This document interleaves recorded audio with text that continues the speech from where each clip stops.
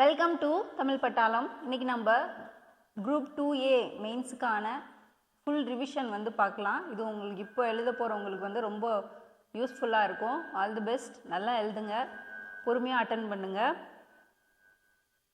சிதம்பரம் நடராஜர் ஆலயத்தின் கூரைக்கு பொற்கூரை வேய்ந்தவர் யார் அப்படின்னு கேட்டிருக்காங்க. யார் அப்படின்னா முதலாம் பராந்தகன். அவர் தான் என்ன பண்ணியிருப்பாரு அப்படின்னா சிதம்பரம் நடராஜர் ஆலயத்துக்கு பொன்னாலான கூரை வைந்திருக்கிறாங்க. பிரிட்டிஷ் இந்தியாவில் பெண்களுக்கு வாக்குரிமை எந்த ஆண்டிலிருந்து வழங்கப்பட்டது? பெண்களுக்கு வாக்குரிமை கொடுத்திருக்கிறது 1921. மத்திய அரசால் விதிக்கப்பட்டும் வசூலிக்கப்பட்டும் மாநிலங்களுக்கு ஒதுக்கக்கூடிய வளங்கள் பற்றி குறிப்பிடக்கூடிய அரசியலமைப்பு சட்டப்பிரிவு. இது நம்ம பார்த்துருக்கோம். மத்திய அரசு விதிச்சு வசூலிச்சு மாநிலங்களுக்கு ஒதுக்குறாங்க அப்படின்னா சரத்து 200. இந்தியாவில் வட்டார மொழியில் கல்வி எனும் கருத்தை முதலில் தொடங்கிய அமைப்பு எது அப்படின்னா விடியல் சமூகம். அவங்க தான் அமைச்சிருக்காங்க வட்டார மொழியில. பாரிஸில் நடைபெற்ற அகில உலக பெண்கள் வாக்குரிமை ஒன்றிய மாநாட்டில் ருக்மணி லக்ஷ்மிபதி கலந்து கொண்ட ஆண்டு எப்போன்னு கேட்டிருக்காங்க. இந்த பாரிஸில் நடந்திருக்கக்கூடிய அகில உலக பெண்கள் வாக்குரிமை மாநாடு இருக்கு இல்லையா, அதில் வந்து இவங்க ருக்மணி லக்ஷ்மிபதி எப்போ கலந்துக்கிட்டாங்க அப்படிங்கிறது கொஸ்டின். 1926.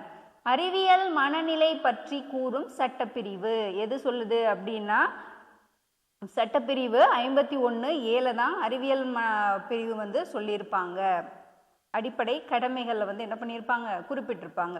முதல் அரசியலமைப்பு திருத்தம் 1951 மூலம் எந்த சட்ட உறுப்பு நம்மளுக்கு சேர்க்கப்பட்டது அப்படின்னா விதி 15(4) வந்து சேர்த்திருப்பாங்க. தாக்கினி இலக்கியம் குதுப் ஷாஹி சுல்தானால் ஆதரிக்கப்பட்டது அப்படின்னா இந்த தாக்கினி இலக்கியம் வந்து கோல்கொண்டா டாமின் இ ஹோங் என்னும் நிலம் ஆங்கிலேயரால் யாருக்கு வழங்கப்பட்டது? அந்த நிலம் வந்து ஆங்கிலேயர்கள் யாருக்கு கொடுத்திருக்காங்கன்னா சந்தால் பழங்குடியினர். பொறுத்துக.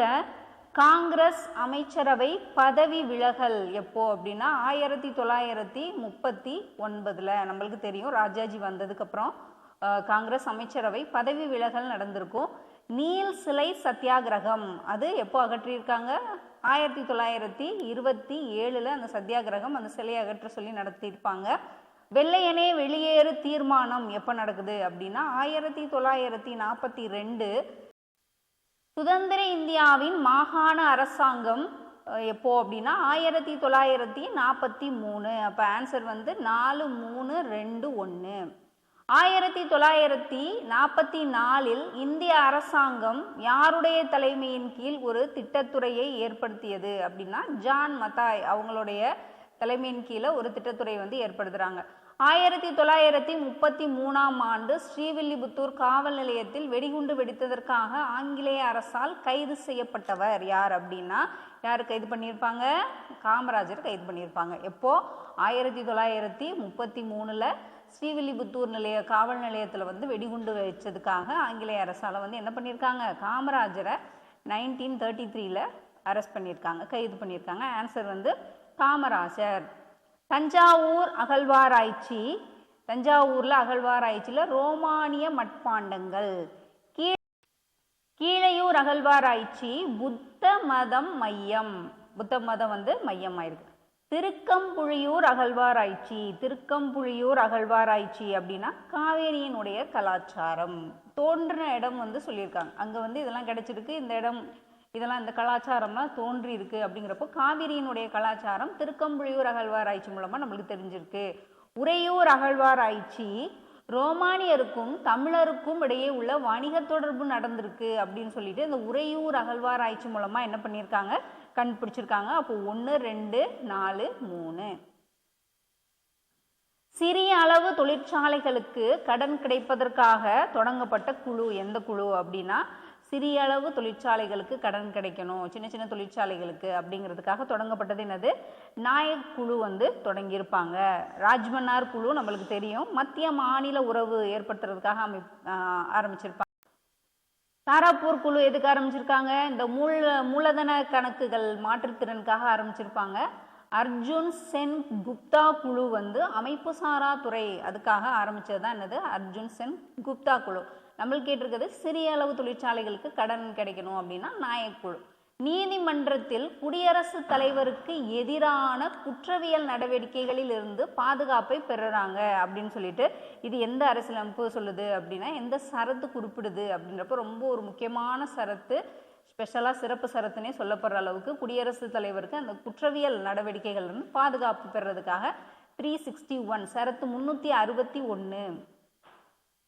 தமிழக அரசு நிறுவியுள்ள காயகல்ப விருது எந்த துறையில் சிறந்த சேவை செய்ததற்காக வழங்கப்படுகிறது? இந்த காயகல்பம் அப்படின்னா அந்த காலத்தில் ஒரு மருத்துவ முறை, அப்போ மருத்துவத்துக்காக வழங்கப்படுறது தான் என்னது? இந்த காயகல்பம் முறை. எந்த ஆண்டு தமிழ்நாடு வாழ் இடம் முன்னேற்ற திட்டம், அதாவது தாய் திட்டம் அப்படின்னு சொல்லுவோம் இல்லையா, அது எப்போ ஆரம்பிச்சிருக்காங்க? இந்த தமிழ்நாடு வில்லேஜ் ஹெபிடேஷன் இம்ப்ரூவ்மெண்ட் ஸ்கீம் அப்படின்னு சொல்லியிருப்பாங்க. அந்த தாய் திட்டம் அப்படிங்கிறது 2011 12 என்ன பண்ணியிருக்காங்க? ஆரம்பிச்சிருக்காங்க. MOOCS முயற்சிக்கான முழுமையான கல்வி அமைப்பிற்கு தகுந்த தேசிய தளத்தினை வழங்குவது எது அப்படின்னு சொல்லிட்டு கேட்டிருக்காங்க. இந்த மோசி ஓப்பன் ஆன்லைன் கோர்ஸ் அப்படிங்கிறது வந்து என்ன பண்ணியிருக்காங்க? ஆரம்பிச்சிருக்காங்க. ஸ்வயம் போர்ட்டல் அப்படிங்கிறத வச்சு. மாவட்ட மின் ஆளுமை சங்கத்தினுடைய தலைவர் யாரு? மாவட்டத்தை பொறுத்தவரையும் மின் ஆளுமை சங்கத்தினுடைய தலைவர் மாவட்ட ஆட்சியர்.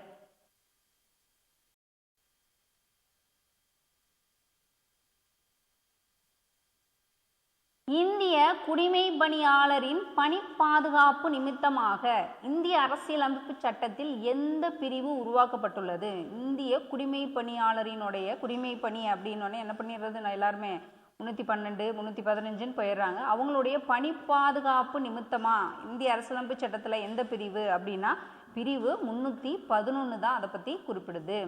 PM கதிசக்தி அப்படிங்கிறது பொருளாதார வளர்ச்சி மற்றும் நிலையான வளர்ச்சிக்கான மாற்று அணுகுமுறையாகும். இது எதில் கவனம் செலுத்துகிறாங்கன்னா இந்த மல்டி மாடல் ஸ்கீம் பன்முக இணைவு, அதில் தான் இந்த PM கதிசக்தி அப்படிங்கிறது இந்த பொருளாதார வளர்ச்சிக்காக இது பண்ணியிருக்காங்க. நித்தி ஆயோக் சுகாதார குறியீடு 2021 படி இந்திய மாநிலங்களில் தமிழகம் எந்த இடத்தில் உள்ளது அப்படின்னா தமிழகம் வந்து சுகாதார குறியீட்டில் 2ஆம் இடத்துல வந்து இருக்காங்க. பின்வரும் எந்த திட்டம் அடுத்த 3 ஆண்டுகளில் 1 கோடி இளைஞர்களின் திறன் மேம்பாட்டுக்காக உருவாக்கப்பட்டுள்ளது அப்படின்னா இந்த 3 ஆண்டுகளில் 1 கோடி இளைஞர்களினுடைய திறன் மேம்பாட்டிற்காக உருவாக்கப்பட்டது PM கௌஷல் விகாஸ் யோஜனா. அரசு துறைகளில் பொதுமக்களுக்கு வழங்கும் அங்கீகரிக்கப்பட்ட சான்றிதழ்கள் அவர்கள் எந்த நேரமும் எங்க வேணாலும் என்ன பண்ணலாம்? பதிவிறக்கம் செய்யப்பட்டிருக்கும் கூடிய ஒரு திட்டம் எது அப்படின்னா TINY URL திட்டம். நோய்களுக்கு தடுப்பூசி அளிக்கும் நோக்கத்திற்காக 2014 தொடங்கப்பட்ட ஒரு திட்டம் எது அப்படின்னா இது வந்து மிஷன் இந்திரதனுஷ். 2014 டிசம்பர் 25 என்ன பண்ணியிருப்பாங்க? இந்த நோய்களுக்காக தடுப்பூசி அளிக்கக்கூடிய தடுப்பூசி கொடுக்கணும் அப்படிங்கிறதுக்காக என்ன பண்ணியிருப்பாங்க? மிஷன் இந்திரதனுஷ் அப்படிங்கிறது ஆரம்பிச்சிருப்பாங்க. நம்மளுக்கு தெரியும் ஆயுஷ்மான் பாரத் அப்படிங்கிறதும் ராஞ்சியில் ஜார்க்கண்டில் ஆரம்பிச்சிருப்பாங்க. நிர்மல் பாரத் அபியான் அப்படிங்கிறது 2012 ஆரம்பிச்சிருப்பாங்க. இந்த முழு சுகாதார இயக்கம் அப்படிங்கிறது 1999 வந்து என்ன பண்ணியிருப்பாங்க? இது வந்து ஆரம்பிச்சிருப்பாங்க. எல்லாமே வந்து இந்த தூய்மை, சுற்றுப்புறம், தடுப்பூசி, மருத்துவத்திற்காக போடப்பட்ட ஒரு திட்டம் தான் இது. ஆனால் நம்மளுக்கு கேட்டிருக்கிறது என்னது? தடுப்பூசியை அளிக்கக்கூடிய நோக்கத்திற்காக போடப்பட்டது தான் மிஷன் இந்திரதனுஷ் 2010. நம்ம இன்ஸ்டியூட்டில் நெக்ஸ்ட் வந்து குரூப் 4 வரப்போகுது அப்படிங்கிறனால என்ன பண்ணுங்க அப்படின்னா எவ்ரி இயருமே என்ன பண்ணிடுவாங்க? ஏதாவது ஒரு கால்ஃபர் வந்துட்டே தான் இருக்கும். அதுக்கு வந்து நீங்கள் முயற்சி பண்ணிகிட்டே இருங்க. என்னைக்கா ஒரு நாள் கண்டிப்பாக வெற்றி கிடைக்கும். இப்போ நெக்ஸ்ட் வந்து குரூப் 4க்காக டெஸ்ட் பேட்ச் ஸ்டார்ட் ஆக போகுது. அதில் ஜாயின் பண்ணணும் அப்படின்னா நீங்கள் வந்து என்ன பண்ணுங்கள்? ஜாயின் பண்ணிக்கோங்க. அதுக்குரிய கேள்வி பதில் அதுக்கான விளக்கங்கள் உங்களுக்கு வந்து தரப்படும். அதனால் ரெகுலராக கிளாஸஸ் வந்து அட்டன் பண்ணுங்கள். நம்பர் கான்டாக்ட் பண்ணுங்கள். அதுக்குரிய உங்களுக்கு வந்து விளக்கம் வந்து சொல்லுவாங்க. நெக்ஸ்ட் போகலாம். தேசிய கிராமப்புற சுகாதார திட்டத்தின் ஒரு பகுதியாக குழந்தை பரிசோதனை மற்றும் குழந்தையின் பாலினம், இது நம்ம பார்த்தது தான் இல்லையா, ராஷ்டிரிய பால் ஸ்வஸ்திய காரியக்ரம் யாரால் தேசிய புலம்பெயர் தகவல் அமைப்பு அமைக்கப்பட்டது? யாருனால அப்படின்னா தேசிய புலம்பெயர் தகவல் அமைப்பு, தேசிய பேரிடர் மேலாண்மை ஆணையம். தமிழ்நாடு வீட்டு வசதி வாரியம், தமிழ்நாடு நகர்ப்புற வாழ்விட மேம்பாட்டு வாரியம் உருவாக்கப்பட்டது அப்படின்னா வீட்டு வசதி வாரியம் அப்படிங்கிறது 1961, தமிழ்நாடு நகர்ப்புற வாழ்விட மேம்பாட்டு வாரியம் அப்படிங்கிறது 1970. என்ன ரிப்பீட்டடாக வரக்கூடிய கொஸ்டின்ஸ் எல்லாமே நம்ம என்ன பண்ணியிருக்கோம், ப்ரீவியஸ் இயர்லேருந்து கொஞ்சம் கேட்டிருக்கனால கொஞ்சம் ரிப்பீட்டட் வந்து வரதான் செய்யுது.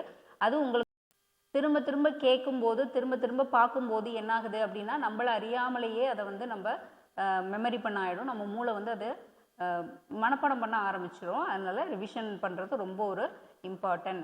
நீதி கட்சியினுடைய முதல் தலைவர் யார் அப்படின்னா நீதி கட்சியோட முதல் தலைவர் யாரு? தியாகராயர். தமிழ்நாடு மாநில உயர்கல்வி மன்றம் எப்போது தொடங்கப்பட்டது? தமிழ்நாடு மாநில உயர்கல்வி மன்றம் 1992. இது கட்சி பிளவுறும் சூழலில் கட்சி தாவலினுடைய அடிப்படை பொருந்தாது என்பது எந்த ஆண்டு அரசியலமைப்பு சட்ட திருத்தத்தின் மூலம் கட்சி தாவல் தடை சட்டத்தில் ஒரு சிறு திருத்தம் பண்ணியிருப்பாங்க அப்படின்னா இது நம்ம பார்த்தது தான். கட்சி தாவல் தடை சட்டம்னா 52வது சட்ட திருத்தம் 1985. ஆனால் அந்த கட்சி பிளவுறும் சூழல்ல என்னாகாது அப்படின்னா அந்த அடிப்படைகள் எதுவுமே பொருந்தாது அப்படின்னு சொல்லிட்டு 91வது சட்ட திருத்தம் ஒரு சட்ட திருத்தம் வந்து கொண்டு வந்திருக்காங்க. காக்கா கலேக்கர் தலைமையில் சுதந்திர இந்தியாவின் முதல் பிற்படுத்தப்பட்டோர் ஆணையம் அமைக்கப்பட்ட ஆண்டு 1953. சுய விருப்ப அமைச்சரவை, கிச்சன் கேபினட் அப்படிங்கிறது குடியரசுத் தலைவர் முறை. ஒழுங்குமுறை அரசியல் சுதந்திரம் சாத்தியமாகிறது அப்படின்னு வந்து சொல்லியிருக்காரு பார்க்கர். ஒன்றிய அரசு பணியாளர் தேர்வாணையத்தின் முந்தைய அமைப்பான அரசு பணியாளர் தேர்வாணையம் அமைக்கப்பட்ட ஆண்டு எப்போ அப்படின்னா அரசு பணியாளர் தேர்வாணையம் 1926. அரசியலமைப்பில் எந்த பகுதியில் மத்திய மாநில உறவு பற்றி குறிப்பிட்டிருக்காங்க அப்படின்னா பகுதி 11. எந்த குழு திட்டக்குழுவை கலைக்க பரிந்துரை செய்தது? திட்டக்குழுவை வந்து கலைக்கணும் அப்படின்னு சொல்லிட்டு எந்த குழு பரிந்துரை பண்ணியிருக்கு அப்படின்னா ராஜ்மன்னார் குழு. ஒன்று மட்டும்தான் தப்பு, நம்ம பார்த்த உடனே தெரியும். 356 அப்படி 356 கீழே தான் என்னது நெருக்கடி அமலில் இருக்கும்போது மாநில சட்டமன்றம் இயங்கும், ஆனால் எந்த அதிகாரமும் கிடையாது. மாநில நெருக்கடியின் போது குடியரசுத் தலைவரினுடைய ஆளுகைக்கு ஆட்களை வந்து என்ன பண்ணலாம், நியமிக்கலாம் அப்படின்னு சொல்லியிருக்காங்க. சுதந்திர இந்தியாவின் மக்களவையினுடைய முதல் சபாநாயகர் யார் அப்படின்னா சுதந்திர இந்தியாவில் பல்ராம் ஜக்கர் அப்படிங்கிறவர் தான் முதல் சபாநாயகர். சுதந்திர இந்தியாவில் மக்களவையினுடைய முதல் சபாநாயகர். உச்ச நீதிமன்றம் பற்றி கூறக்கூடிய இந்திய அரசியலமைப்பு பிரிவு எது அப்படின்னா பகுதி 5. நீதிமன்றத்தின் அதிகார வரம்பை தீர்மானிக்கும் அதிகாரம் யாருக்கு இருக்கு அப்படின்னா பாராளுமன்றம். நாடாளுமன்றத்துக்கு தான் என்னது அந்த அதிகாரம் இருக்கு. நீதிமன்றத்தினுடைய அதிகார வரம்பையே தீர்மானிக்கக்கூடிய அதிகாரம் பாராளுமன்றம். மதுரை கொண்டான் என்று புகழப்பட்ட சோழ மன்னன் யாரு அப்படின்னா மதுரை கொண்டான் அப்படின்னு யாரை சொல்றாங்க? முதலாம் பராந்தகன் அவரை வந்து குறிப்பிடுறாங்க. முற்கால சோழர்களின் தலைநகராக விளங்கிய நகரம். முற்கால சோழர்களினுடைய தலைநகரம் வந்து உறையூர். முற்கால சோழர்கள்னாவே உறையூர். முற்கால சோழர்கள்ல புகழ்பெற்ற அரசன் யாரு? சோழர்கள்லயே முற்காலத்துல புகழ்பெற்ற அரசன் கரிகால சோழன். பிற்கால சோழர்களினுடைய ஆட்சிக்கு அடித்தளமிட்டவர் யாரு அப்படின்னா பிற்கால சோழர்கள் விஜயாலய சோழன். முற்கால சோழர்களினுடைய தலைநகரம் உறையூர்னா பிற்கால சோழர்களினுடைய தலைநகரம் எது? தஞ்சாவூர். பல்லவர்களினுடைய தலைநகரம் எது? பல்லவர்களின் தலைநகரம் காஞ்சிபுரம். களப்பிரர்களை வீழ்த்தி பல்லவராட்சியை தொண்டை மண்டலத்தில் தொடங்கி வைத்த பிற்கால பல்லவ அரசர்களில் முதன்மையான இந்த பல்லவர் ஆட்சியை வந்து ஸ்டார்ட் பண்றாரு. முதன்மையானவர் யாரு அப்படின்னா சிம்ம விஷ்ணு. அவனி சிம்மன் என்னும் அழைக்கப்பட்ட பல்லவ மன்னன் யாரு அப்படின்னா அவனி சிம்மன் யாரை சொல்றாங்க? சேம் சிம்ம விஷ்ணுவை தான் சொல்றாங்க அவனி சிம்மன். மகேந்திரவர்மன் சைவ மதத்திற்கு மாறுவதற்கு காரணமாக இருந்தவர் யார் அப்படின்னா மகேந்திரவர்மன் சைவ மதத்துக்கு அப்பர் தான் காரணமா இருக்கிறாரு. வடவேங்கடம் தென்குமரி ஆயிடை அப்பர்னு சொல்லிட்டு நம்ம யாரை சொல்றோம் அப்படி சொல்லிட்டு என்ன பண்ணுங்க, நீங்க கீழே கமெண்ட் பண்ணிருங்க. வடவேங்கடம் தென்குமரி ஆயிடை தமிழ் கூறும் நல்லுலகம் என்று கூறியுள்ள நூல் எது அப்படின்னா எந்த நூல் குறிப்பிடுது? நன்னூல்ல சொல்லியிருக்காங்க.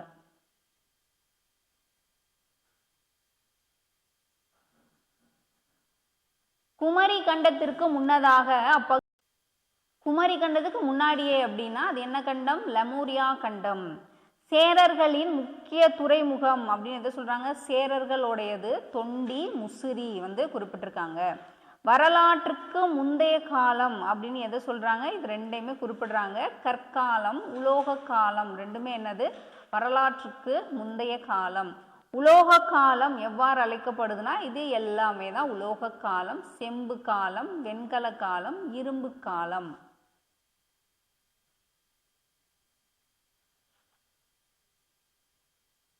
சேனா கர்த்தா என்ற பட்டம் பெற்றவர் யார் அப்படின்னா பாலாஜி விஸ்வநாத். சேனா கர்த்தான்னு யாரை சொல்றாங்க? பாலாஜி விஸ்வநாத். மராத்திய ஆட்சியில் சரஞ்சம் என்பது என்ன? மராத்தியர்களினுடைய ஆட்சியில இந்த சரஞ்சம் அப்படிங்கிறது சம்பளத்துக்கு பதில் உயர் அதிகாரிகளுக்கு அளிக்கப்படக்கூடிய சரஞ்சம் அப்படின்னு சொல்லிட்டு குறிப்பிடுறாங்க. தென்னிந்தியாவில் முஸ்லிம்களின் ஆதிக்கத்திற்கு முடிவு கட்டிய மன்னன் யாரு? முஸ்லிம்களினுடைய ஆதிக்கத்துக்கு முடிவு கட்டினவர் ஷாஜி. சிதறும் நிலையில் இருந்த மராட்டிய சாம்ராஜ்யத்தை ஒன்றுபடுத்திய பெருமை யாரை சேரும் அப்படின்னு சொல்லியிருக்காங்க. இந்த சிதற நிலைமையில இருந்தக்கூடிய இந்த மராட்டிய சாம்ராஜ்யத்தை யாரு அப்படின்னா பாலாஜி விஸ்வநாத் தான் என்ன பண்ணுவாரு? அதை முறைப்படுத்தி கொண்டு போவாரு. 1, 2, 3 சரி. இந்தியாவுக்கு புதிய கடல் வழியை கண்டுபிடித்தவர்கள் போர்ச்சுகீசியர்கள். போர்ச்சுகீசிய மன்னர் இளவரசர் ஹென்றி கடல் பயணத்தை ஊக்குவிக்கிறாரு. கடல் பயணத்தை ஊக்குவிக்க பயிற்சி அளிக்க பள்ளி ஒன்றையும் தொடங்குறாரு. இவர் மாலுமி ஹென்றி அப்படின்னு சொல்லிட்டு இவரை அழைக்கிறாங்க. இந்தியாவிற்கு வருகை